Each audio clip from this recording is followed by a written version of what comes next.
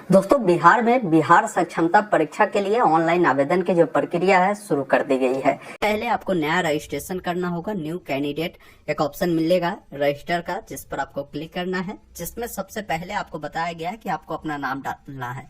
जैसे नाम का जो फर्स्ट नेम होगा, मिडिल नेम होगा, लास्ट नेम होगा, वो आपको बताना है। ये जो डिटेल आप फिल करेंगे, आपके पास कोई भी सर्टिफिकेट होगा उसके अकॉर्डिंग डाले। जैसे यहाँ पर मान लीजिए किसी का नाम सिर्फ राम कुमार है, डेमो मैं बता रहा हूँ, आपका जो भी नाम होगा आप अपने स्तर से फिल करिएगा। जैसे यहाँ पर तो अगर 2 अक्षर का नाम है, जैसे राम कुमार 2 अक्षर का नाम होगा तो राम उनको फर्स्ट में लिखना है, लास्ट नेम में उनको कुमार लिखना है। किसी का नाम 3 अक्षर का आता है, जैसे राम कुमार शर्मा हुआ तो राम उनको फर्स्ट नेम में लिखना है, कुमार मिडिल में और लास्ट नेम में उनको शर्मा लिखना है। इस अकॉर्डिंग आप अपना नाम डालिएगा। ईमेल आईडी आपको फिल करना है तो दीजिए, नहीं तो छोड़ सकते हैं। जहां पर भी ये जो स्टार बना हुआ है वो जानकारी देना है, स्टार जहां नहीं बना है वो जानकारी आप छोड़ सकते हैं। बाकी जो मोबाइल नंबर आपके पास अवेलेबल होगा वो नंबर डालेंगे। अब आपको यहाँ पर एक पासवर्ड बनाना है। ध्यान रखना है, पासवर्ड बनाते समय ABCD का कोई भी बड़ा अक्षर, छोटा अक्षर, कोई भी सिंबल, कोई भी अंक, इस प्रकार का पासवर्ड बनाएंगे। उससे पासवर्ड को दोबारा डालेंगे। एक ऑप्शन मिलेगा रजिस्टर का, जिस पर आपको क्लिक करना है। इस प्रकार आपका रजिस्ट्रेशन कंप्लीट होता है। जो भी मोबाइल नंबर दिया है उससे फिल करेंगे। अभी आपने पासवर्ड जो सेट किया होगा उससे आपको यहाँ पर डालना है। एक ऑप्शन लॉगिन का मिलेगा, जिस पर क्लिक करना है। लॉगिन करते ही आपके सामने इस प्रकार का डैशबोर्ड आएगा, जिसमें सबसे पहले आपका पर्सनल डिटेल देखने को मिलेगा। यहाँ पर जो भी नाम होगा आपका टीचर का, यहाँ पर नाम देखने को मिलेगा। उनका जो भी जेंडर होगा, जैसे वो मेल है या फीमेल है, उसकी जानकारी आपको बतानी है। डेट ऑफ बर्थ उनका जो भी होगा, कैलेंडर यहाँ पर मिलेगा। आप यहाँ से पहले क्या करेंगे कि साल को बढ़ा घटा सकते हैं, जो महीना होगा और जो डेट होगा उससे आप इस प्रकार चयन करेंगे। पुनः अपना जो डेट ऑफ बर्थ है उसी अकॉर्डिंग क्या करेंगे, पहले साल को यहाँ से बढ़ा घटा सकते हैं। फिर जो भी आपका महीना होगा और जो भी डेट होगा उससे चयन करेंगे।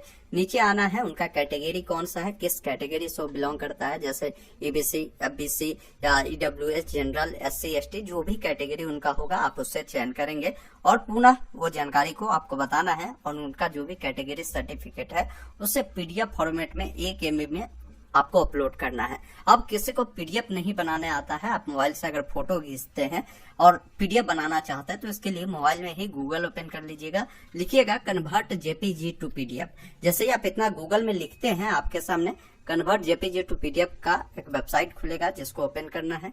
यहाँ से क्या करना, अपना JPG वाला जो फाइल है यहाँ से सेलेक्ट कर लीजिए। मान लीजिए ये मेरा JPG वाला, मान लीजिए मेरा कास्ट सर्टिफिकेट हो गया। इसको यहाँ से ओपन कर कन्वर्ट टू PDF करेंगे और यहाँ से डाउनलोड करेंगे। ये आपका PDF में बन जाएगा, उससे यहाँ पर आपको अपलोड कर देना है। बाकी नीचे आपको आना है। बोला गया है कि अगर आप दिव्यांग है तो बताए यस करे, नहीं है तो आप नो करे। आपका मोबाइल नंबर मिलेगा, ईमेल आईडी है तो दीजिए, अन्यथा छोड़ सकते हैं। आपको अपना आधार नंबर देना है। आधार का जो फाइल होगा उसको भी PDF फॉर्मेट में उसी अनुसार बना लीजिएगा। PDF बनाएंगे तो आधार का पहले वाला साइड, बैक वाला साइड दोनों को स्कैन कर आप PDF बनाइएगा। अपना माता जी का जो नाम होगा फिल करिएगा, पिताजी का जो नाम होगा उससे फिल करना है। आपका जो भी एड्रेस होगा, परमानेंट एड्रेस, जैसे इसमें किस अनुसार लिखिएगा, जैसे आपका विलेज जो होगा आप बताइएगा, कॉमा लगाकर। फिर पोस्ट ऑफिस बताना है, कॉमा लगाकर। पुलिस स्टेशन बताना है। इस अकॉर्डिंग डिटेल बताएंगे, डिस्ट्रिक्ट बताएंगे, स्टेट बताएंगे, पिन कोड बताएंगे। किसी का परमानेंट और करस्पॉन्डेंस एड्रेस दोनों सामान्य है तो इस चेक बॉक्स पे टिक करेगा, दोनों फिल होगा। अलग अलग है, जैसे आपका जन्म कहीं और हुआ है, घर कहीं और है, आप रहते कहीं और है, तो ये करस्पॉन्डेंस एड्रेस में जहां भी आप रहते हैं वो वाला एड्रेस आप यहाँ पर बता सकते हैं। बाकी नीचे जब आप आएंगे तो टीचर का इन्फॉर्मेशन पूछा गया है, जिसमें सबसे पहले पूछा गया है कि नियोजन इकाई का प्रकार आपको बताना है। क्योंकि पहले जो नियोजन होता था वो अलग अलग प्रकार से होता था। पंचायत स्तर से भी होता था, प्रखंड स्तर से, जिला परिषद के स्तर से, नगर पंचायत के स्तर से, नगर परिषद के स्तर से, नगर निगम के स्तर से। तो आपकी जो नियोजन होगा, जो नियुक्ति हुई होगी, वो किस प्रकार से हुआ है आप ही जानते होंगे। वो जानकारी आप यहाँ पर बताएंगे। बाकी यहाँ पर बताना है कि अभी जहां आपका वर्तमान पोस्टिंग होगा वो नियोजन का जो नाम है वो क्या है, आप यहाँ पर बताएंगे। अब यहाँ पर बोला गया है कि स्थानीय निकाय शिक्षक नियमावली 2020 के अंतर्गत, तो यहाँ पर एक ही ऑप्शन मिलते हैं, उससे आप चयन करेंगे, ये आपका ऑटोमेटिक फिल होगा। बाकी यहाँ पर आपको बताना है कि आप जो भाषा विषय चुनना चाहते हैं वो चुन सकते हैं। जैसे आप तो हिंदी रख सकते हैं, उर्दू रख सकते हैं, बांग्ला रख सकते हैं, जो भी रखना चाहे आप उसे चुनेंगे। बाकी जो भी आपका नियोजन पत्र होगा उसका एक संख्या मिला होगा, वो नियोजन पत्र संख्या यहाँ पर बताएंगे। कब आपका नियोजन हुआ है, नियोजन की जो तिथि होगा उस पर आपको मिल जाएगा, उससे डालेंगे। और नियोजन जो सर्टिफिकेट है उससे आपको यहाँ पर अपलोड करना है PDF फॉर्मेट में।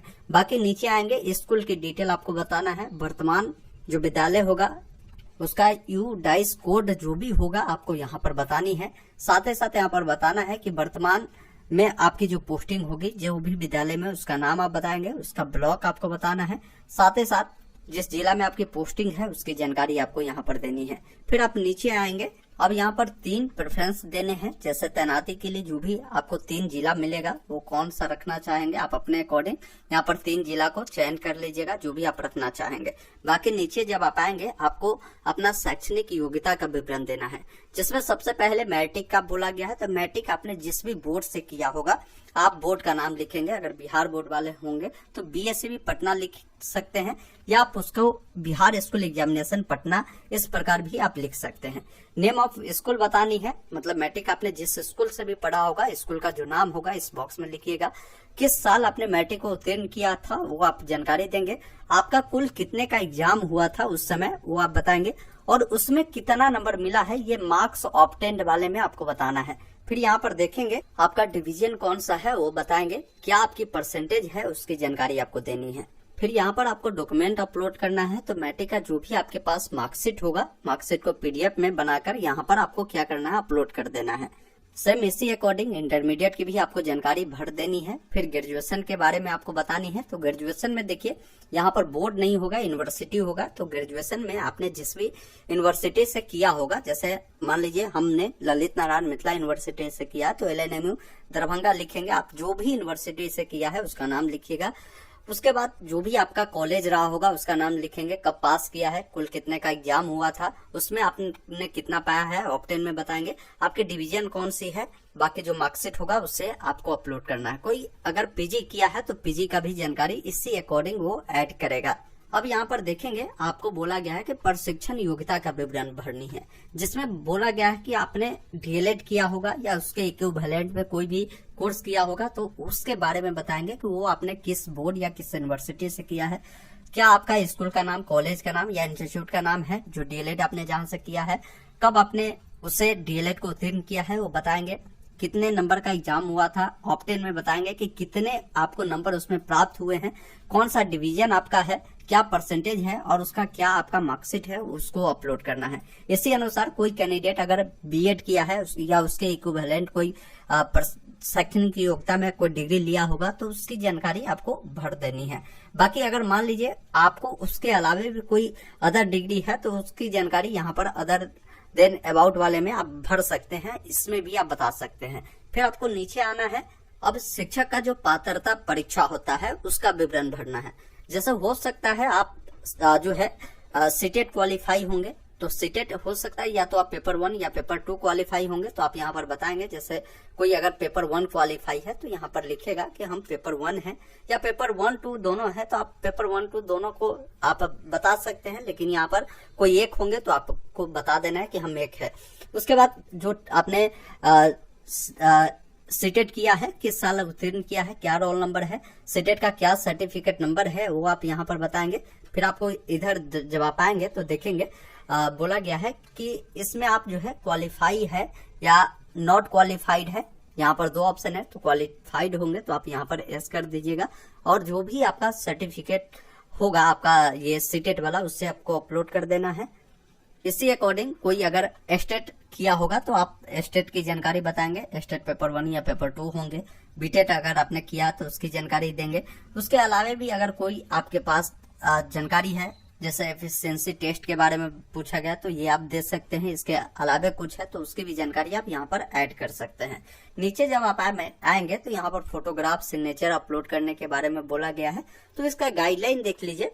जो फोटोग्राफ आपका होगा ये कलर होना चाहिए, खासकर आप इन बातों को ध्यान रखिएगा। फोटो का बैकग्राउंड एक कलर का रखिएगा पीछे का, और फोटो आपका बिल्कुल हाल का होना चाहिए, 2 महीना पहले का होना चाहिए, उससे आपको लगाना है। उसका बैकग्राउंड इन्होंने क्लियर बताया है कि व्हाइट बैकग्राउंड होगा। 20 से 100 KB तक ये फोटो एक्सेप्टेबल है। आप यहाँ से अपलोड कर फोटो को डालेंगे। सिग्नेचर आपका 10 से 50 KB में होगा, उससे आपको यहाँ पर अपलोड करना है। इस पर आपको चेक बॉक्स पे टिक करना है। एक ऑप्शन यहाँ पर देखिए मिलता है सेव का, जिस पर क्लिक करेंगे और उसका प्रीव्यू आपको जरूर देखना है। अब यहाँ पर आपके सामने प्रीव्यू सेक्शन आएगा। जब प्रीव्यू पे आप क्लिक करते हैं तो एक बार पूरी जानकारी जरूर देखें। कोई जानकारी गलत है तो अभी आपको ऑप्शन मिलते हैं एडिट का, आप इसमें सुधार कर सकते हैं। जानकारी सही है तो आप पे वाले विकल्प पर क्लिक करें, या इसमें चाहते हैं इसका प्रिंट लेना तो प्रिंट वाले विकल्प पर भी आप क्लिक कर सकते हैं। तो मेरा सारा जानकारी सही है, हम पेमेंट करेंगे। पेमेंट वाले विकल्प पर आपको क्लिक करना है। पेमेंट आपको 1100 का है। पे सब पैसा वाले विकल्प पर आपको क्लिक करना है। अब पेमेंट करने के लिए कार्ड का ऑप्शन है, यूपीआई का है, स्कैनर का है। आप जिससे भी करना चाहे उससे आप चयन कर यूपीआई आईडी डालकर अपना पेमेंट को पूरा करेंगे और इसका प्रिंट निकालकर अपने पास सुरक्षित रख लेंगे।